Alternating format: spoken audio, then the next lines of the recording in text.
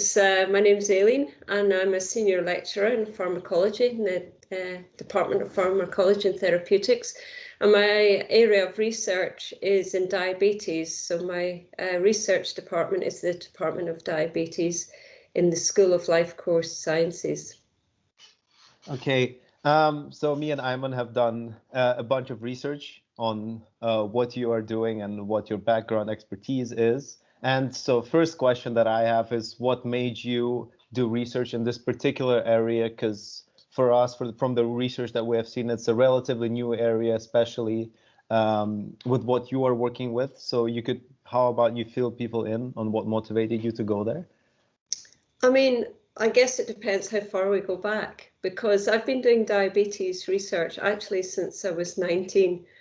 And this was because I spent a year, a placement year as an undergraduate student. So in particular, I actually wanted to go abroad. And when I was at university in the program there was only the choice of France, Sweden, or America. And I thought Sweden sounded the most exotic because obviously I'm a little bit strange in that way. So I decided I wanted to go to Sweden. And this was actually before I knew what the research was about. So I'm not saying that I grew up wanting to do diabetes research, but I was pretty pleased when I found out it was diabetes research because I'd heard of that, which was always a good start. So I actually started working in diabetes research as a third-year undergraduate student in Sweden. And I enjoyed it so much, I went back to do my PhD. So I've been in the actual diabetes field for a very long time. I've got several interests just now, and I'm not sure exactly which ones you're referring to, but again, a lot of it has sort of, you kind of fall into by accident. And that actually happened with the King's mouse, which is one of my interests at the moment. And that came about by a colleague, Dr. David Anderson in Wilson Card. He just emailed me one day and said, "We've got some diabetic mice and we don't know why they're diabetic. Are you interested?" And I wrote back that I was indeed interested. And it kind of, that whole project just started from that one email and it was just curiosity initially. Why were these mice diabetic? And that just led on to a whole project, which I'm now really interested in. So yeah. So more about the mouse. Obviously, the King's mouse is a certain type of mouse which has a certain mutation in the insulin molecule, and that prevents it from its metabolic pathway to function properly. So how about you fill people in on how different this mouse is exactly from other mice that are being used in research and what's so special about it? Okay, so as you said, this mouse has a mutation in its insulin molecule, and this actually leads to something called endoplasmic reticulum stress, or ER stress. And this means that the mouse can't produce insulin as efficiently as it should. And the males become diabetic by the age of 5 weeks, like really diabetic, blood glucose levels over 25 millimolar. And the female mice don't get diabetes. They get impaired glucose tolerance, but they don't actually become fully diabetic. Now, this is really interesting because we're trying to understand if we could work out why the females are protected. Now, there are lots of different animal models of diabetes. Some of the reasons that this one's particularly interesting, one of the biggest reasons is this mutation is also found in humans. So that's obviously makes it relevant, but it's very, very rare. One of the most common ways that scientists induce diabetes is by a drug called streptozotocin. And this increases blood glucose very rapidly, but it is a toxic chemical that can also affect the liver, the kidneys. And we've also had previous studies showing it affects the nerves. So it's not ideal, but in our mouse model, we have this very high level of diabetes without using any chemicals. There are a couple of other mouse models that are similar with a similar mutation, but we think ours is special because we don't think the beta cells die, and in those other mouse models they do. Okay, so if the beta cells don't die, would this model of mouse point to any particular treatments or novel agents that might be used in therapy against diabetes? So they're obviously incretin hormones. So, but maybe what if this strain of mice would point us towards another treatment that we're not yet aware of? Yeah, I mean, that would be really exciting. It's actually quite cool that you mentioned incretin hormones, because that's exactly what's on my PhD students' list of what to do next. Yeah. So one of the things she is going to try is initially using drugs that we do know about and see if these can improve the diabetes in this mouse model.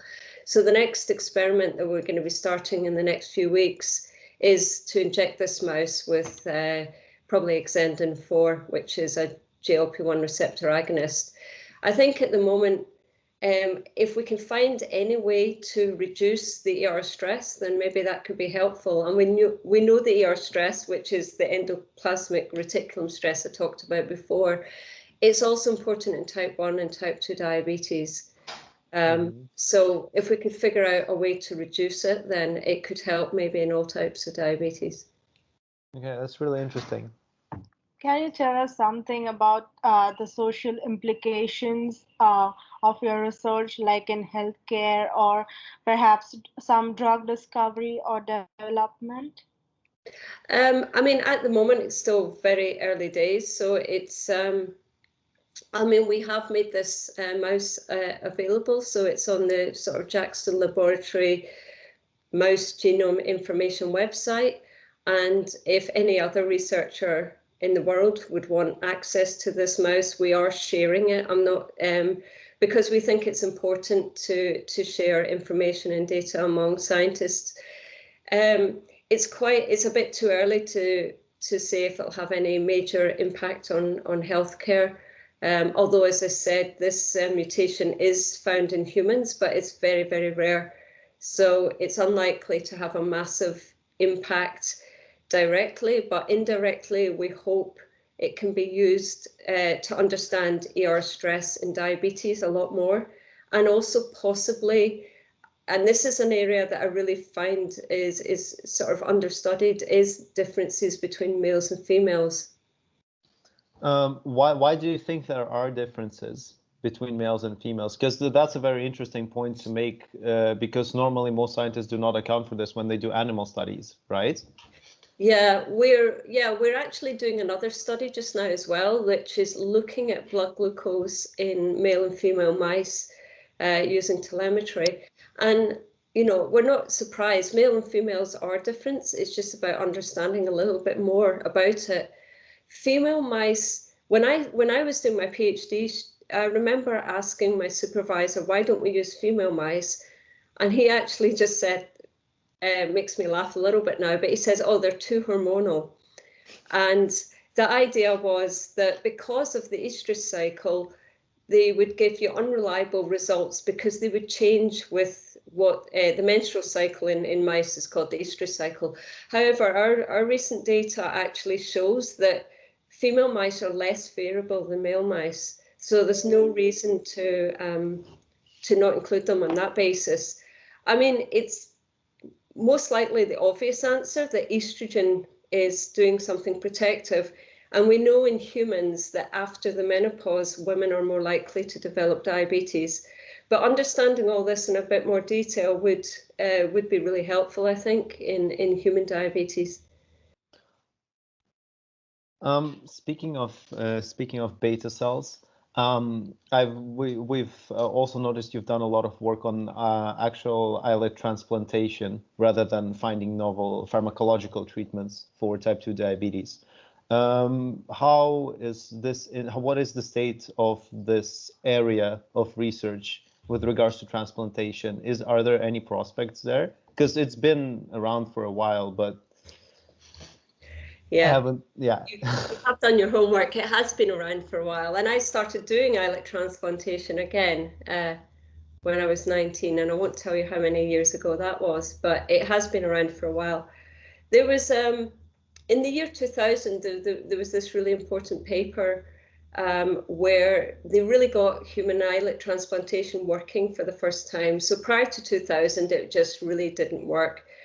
In 2000, they can get it to work. So islet transplantation in humans does work, but the problem is there's such a lack of donors that it's not a widespread treatment. The other problem is that most people would need immunosuppression, and the risks of immunosuppression are actually higher than the risks of insulin. So if you can if you can live well with diabetes and you're well treated with insulin, you're expected to have a long and healthy life. Whereas immunosuppression, it's okay if you're got a heart transplant, because the other choice is that you're not going to survive. But you've got to remember these patients normally would survive. So giving them a drug that can increase your chance of cancer or infections is not great. So at the moment, it's sort of just two groups of patients that get islet transplants. One are patients that are already on immune suppression because of kidney transplant, and thereby it's not an added risk. And then there's a set of diabetes patients that have hypoglycemia unawareness, and this basically means that they don't feel that their blood glucose is dropping. Now, a normal diabetic patient feels when their blood glucose is dropping, and they go and get some orange juice or they have some sweets and they eat them, and that prevents them falling into a coma. For some diabetic patients, they don't actually realize that's happening. So basically, they just keel over and become unconscious. And that might happen several times a month. And in these patients, it is seen to be worth the risks because their quality of life is actually much lower than the average diabetes patient. So in general, technically, islet transplantation works. The hurdle that remains is, can we, and that's part of what I research, can we make the islets more efficient so that we could maybe transplant several diabetes patients from one human pancreas? So you're basically trying to circumvent the problem by making the transplanted islets more effective rather than suppress the immune system of the recipients, right? Yeah, I've always been interested in another way of doing this, and this was my PhD project, was to try and transplant without immune suppression. And to do that, I encapsulated the islets. So basically, I put the islets in a little cage, and it means the immune system can't attack them. So that's another way of kind of facing the idea from a different angle. The problem with that is that the islets aren't as happy in these little cages. So then you need even more islets to transplant. So it sort of helps solve one problem, but it gives you another problem, which is often the case in science. Yeah, that's definitely an interesting approach, because when I think of islet, any organ transplantation for that matter, I think of immunosuppression because it's a huge risk to the recipient. So yeah, that I still find this fascinating, the fact that there are other ideas out there that may prove functional later. So yeah. which I hope they will, because diabetes is a burden for our society now. So the quicker we find the cure, the better. But yeah, that actually sounded really interesting to me. Yeah. So can you talk a little bit more about the cage and how like what it is made of or something like that? Yeah, it's made of seaweed. Basically this wouldn't work for whole organs, because the whole point is you don't have blood flow. Because if you have blood flow, if the blood was actually getting and making contact with the cells, then you would actually get rejection, because obviously that's how rejection happens. Sort of T lymphocytes actually physically attack the graft. But islets are very small clusters of cells that they're only about 200 or 300 microns. So what we use is this substance called alginate. Now, you may have come across alginate if you ever watch MasterChef, and they make these beautiful spheres. Like when they drop the spheres and they make these little balls of flavor? That's actually alginate. And how it works is when it comes into contact with calcium ions, it cross-links. So it starts as a sort of viscous liquid, and then when you drop it into calcium or barium ions, it kind of cross-links alginate and it becomes like a kind of hardened jelly. So I have this special machine in my lab where you can spit out the islets into the barium and calcium solution, and then you have these little see-through balls, for want of a better one. Yeah, they're completely spherical, and and they're made from seaweeds. This substance is a polysaccharide made from seaweed, so it's completely inert. It's very safe, and if you're a mouse, it can cure diabetes. In humans, they've actually done clinical trials, but humans still mount quite a severe fibrotic response to it. So it forms fibrosis around it, which means that the oxygen can't get through. The whole point of these is they've got very, very tiny holes. Now, insulin is a very small molecule, as is glucose and obviously oxygen, but immune cells are obviously much, much bigger than an insulin molecule. So the idea is just basically, it's like I said, it's nearly like a cage. If you went to the zoo, you could pass, an apple through to the animal, but the animal can't attack you. So it's the same idea. But we've still got a way to go for that as well. But it is, I do think it is quite a nice idea that you basically hide them from the immune system. I was also wondering, what do you mean by endoplasmic reticulum stress? Like how it is, like fitting into the diabetic model of the mouse? So it's all about how efficiently the beta cell can make insulin. Now, what the endoplasmic reticulum does in the Golgi is it makes sure that insulin has to be packaged in a very particular way.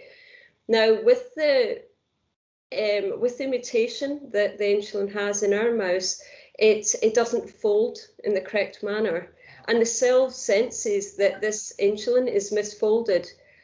So it tries to take care of these misfolded proteins by something called the misfolded protein response. Now, this happens even in normal cells, but the trouble is it becomes overwhelmed by this, and then it ends up that the endoplasmic reticulum swells, the mitochondria swells, and the whole cell has one of two options. It can either adapt or it will go into apoptosis, and many times it's believed that this endoplasmic reticulum stress forces a cell into apoptosis because it can't cope with these misfolded proteins. The misfolded insulin molecule, what it essentially does it just kill the beta cells because it's not made properly? Is that what is happening?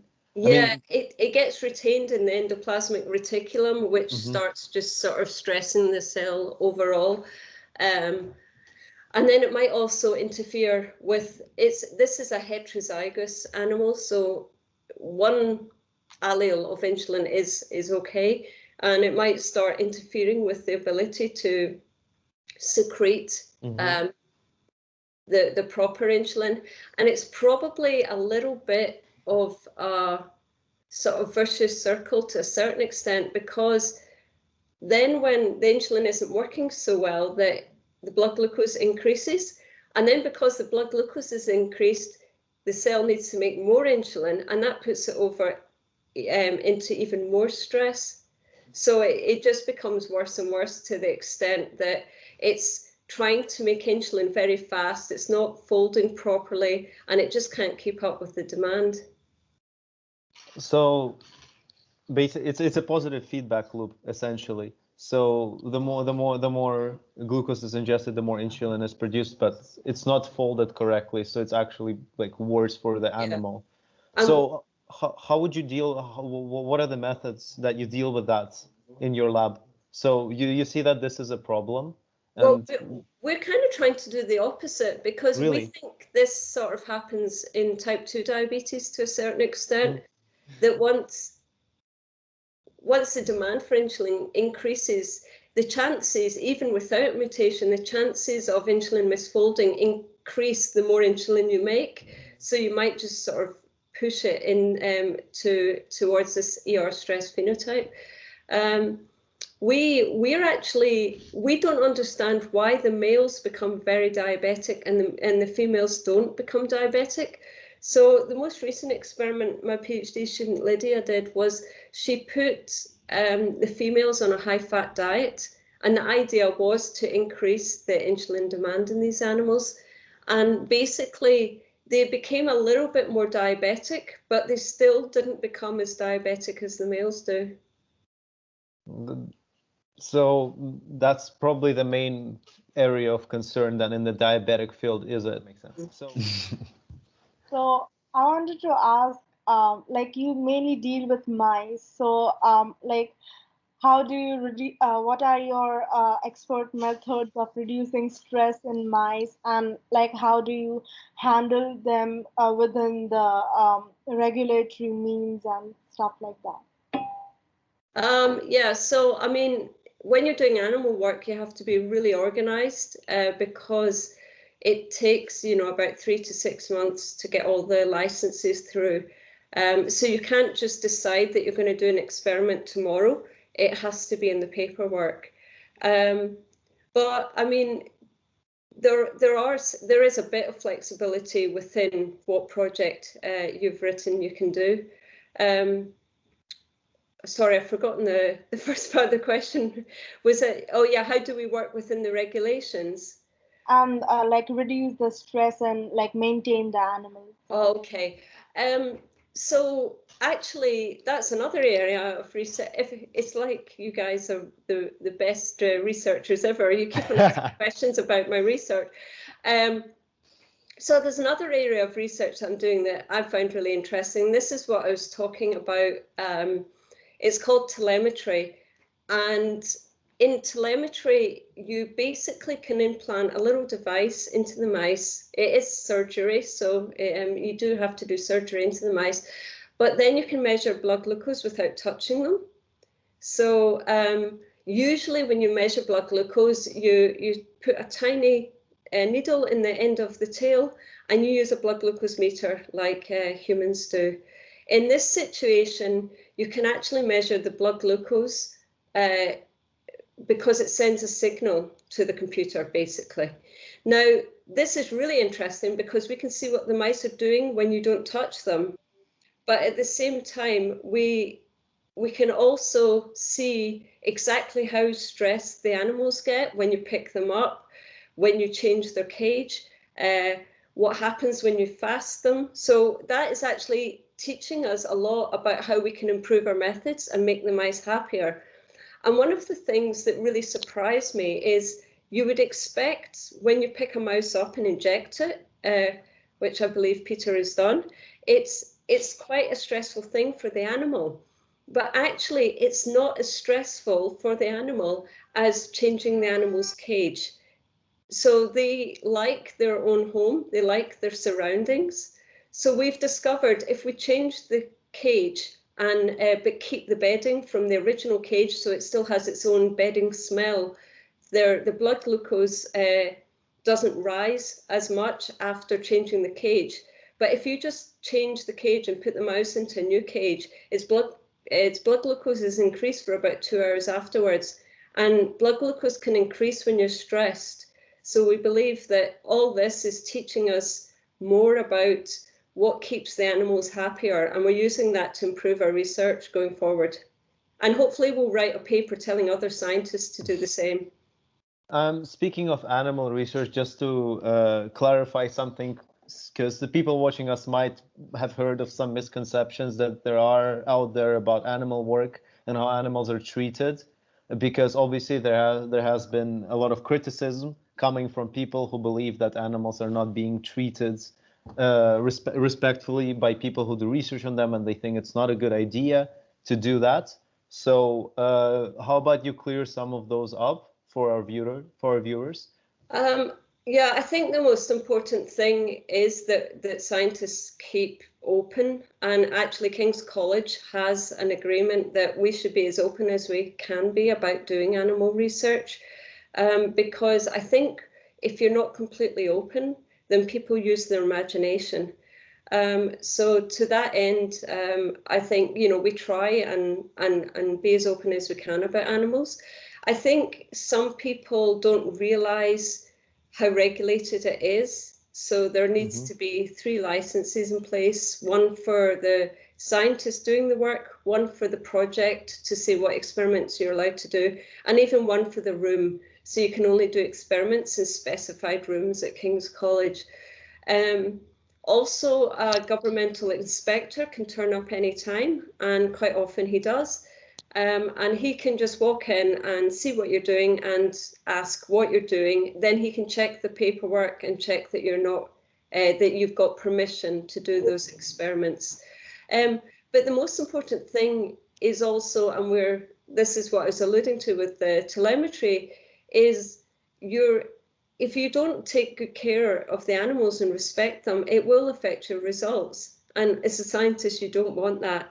So if the animal is in a lot of pain or distress, their blood glucose will increase because you've got the effects of adrenaline and cortisol. So it's in your best interest to keep the mice as calm and happy as you can. And obviously, it's in the best interest of the mouse. And I think it's important when you work with animals that you actually like animals, because then you automatically treat them with respect. It's hugely important. So would those mutations then also be present in humans, and how much danger they would have? Or are those explicitly mice genes? No, they happen in humans too. So the King's mutation, it's probably not called a King's mutation in humans because I didn't discover it. Yeah, the King's mutation, as I said, it's only been described in about 8 patients. So obviously that's tiny. The OBOB mutation, the mutation in leptin, that is also been described in humans, where you get young children massively overeating and becoming really obese. But if they inject leptin back into them, then they lose weight again. Again, it's a very rare cause. So in both those examples, even though the mutation is rare, it gives us a phenotype in the mice that we're actually interested in. So sometimes how rare the mutation is not really what we're studying, if you understand what I mean. So basically what you want to do is to have a disease that is caused mainly by the genetic factors, so you could investigate them more and see whether you can anthropomorphize it and see if humans have the same thing, right? So in mice. Yeah, I mean, it's easiest when of course to deal with if it's a single mutation and you know the mechanism, and then you can try and understand how that can relate to humans and how you can stop it. But having animal models where it's not just one mutation can be hugely useful as well. And another example is the nod mouse, and it's a model of type 1 diabetes where mice just spontaneously develop type 1 diabetes. And this is involving lots of different factors, a bit like humans. But through this, we've learned a lot about the immune component of type 1 diabetes. And there is a slight genetic component in diabetes, and we learned a lot about that through the nod mouse as well. But when you look at things like the nod mouse, it depends on your experimental question, but it gets a lot more complicated if there's a lot more genes involved. So speaking of priorities, what would your priorities be for the next research project that you may do? Where do you see yourself, let's say, in 5 years, if I may ask? So it feels like I suppose I am getting interviewed. I'm really interested in this male-female part of the studies, because even in the normal mice, I can see there's differences. I'm pretty sure it's relevant to humans because after the menopause, women are more likely to get diabetes. And I think it's an area that's sort of neglected in all areas of research, that especially, you know, in the first studies, understandably, young men tend to be used. And there's reasons for this, obviously, because there's no risk to the gametes in a young man compared to a young woman. But I'm really intrigued how you can have the exact same mutation and you know, the male mice get really diabetic and the female don't.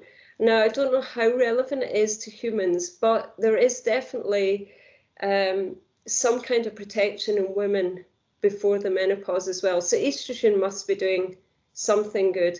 So, and if we could understand exactly what's happening and why the females are less likely, perhaps, that their beta cells fail compared to males, maybe it could help both males and females after menopause. So that's what I'd like to be doing in 5 years. We'll see if it happens. And I was also wondering if at all you had a setback, what was it like in your research career? Oh, I've had many setbacks. I think actually one of the hardest things was actually just before I started a PhD. I wanted to do a PhD in Sweden.